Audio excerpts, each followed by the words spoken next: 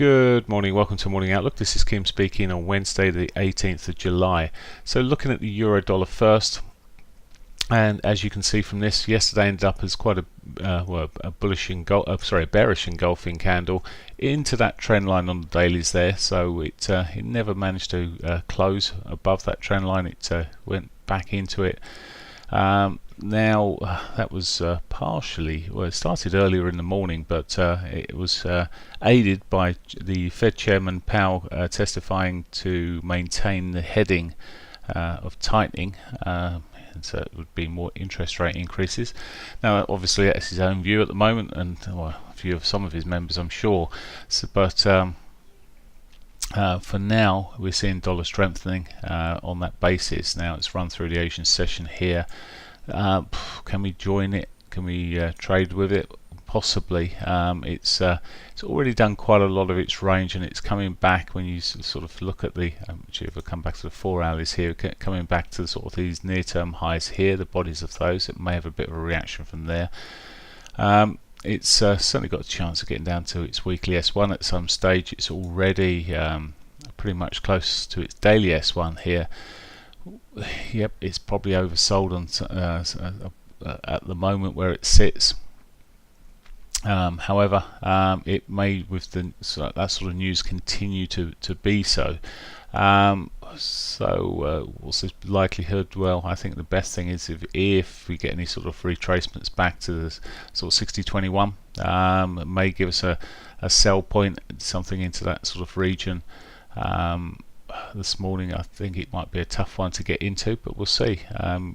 Sometimes you will get a little retracement that pulls back a little bit more, but for now I'm just looking at this and thinking, well, I'd be better off waiting for some sort of retracement to sell into.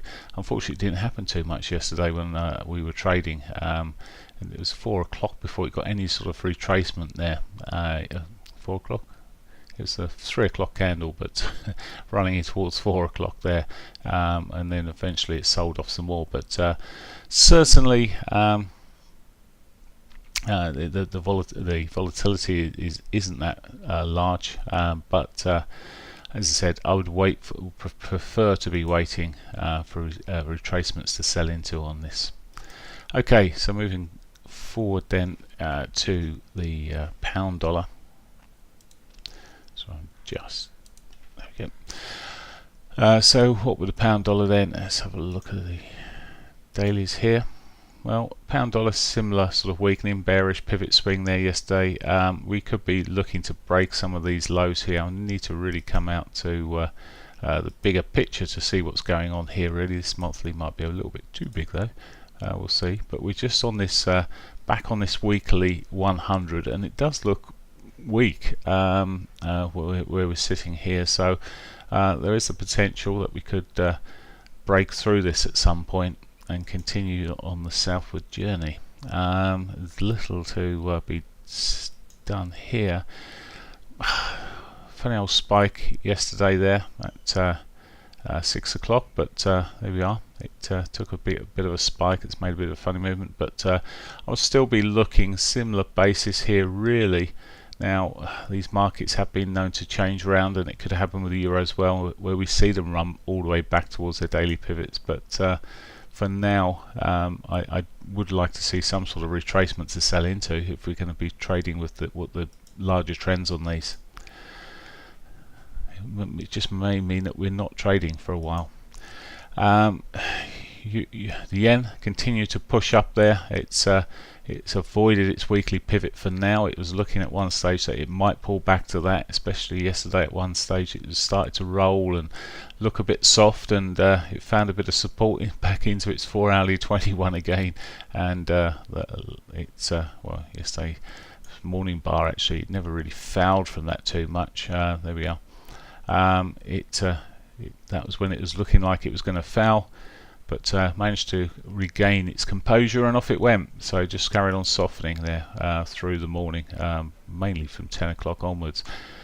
And Aussie dollar, at the moment the euro just the yen just looks like it could continue to push up. It's broken through a monthly moving average now, 50 I believe it is. So can just continue in its route. Now the Aussie dollar, well, we're starting to, well, let's just continue in this route. It ends up a pivot swing yesterday. It's triggered that, looking bearish, and well, there's not a lot here that again, well, it's already been back to its 21 moving average and reacted off that quite nicely, so maybe another test of that, but it's a difficult one when the market's already gone without us. But as I say, it is a case of patience here, maybe, with these markets, certainly.